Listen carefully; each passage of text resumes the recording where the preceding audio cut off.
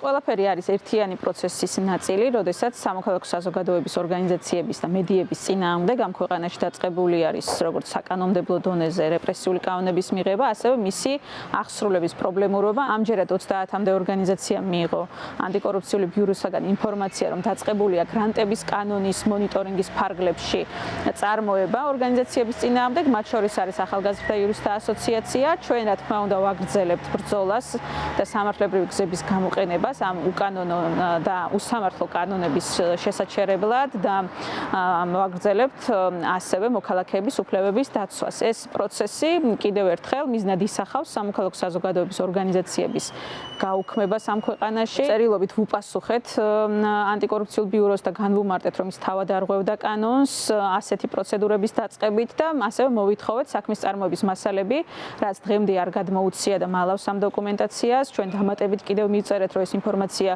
უნდა გადმოსცეს იმ ორგანიზაციებს, რომლებიც აი ამ მონიტორინგის ფარგლებში ექცევიან და დაველოდებით რა იქნება მათი მხრიდან შემდგომი ნაბიჯები.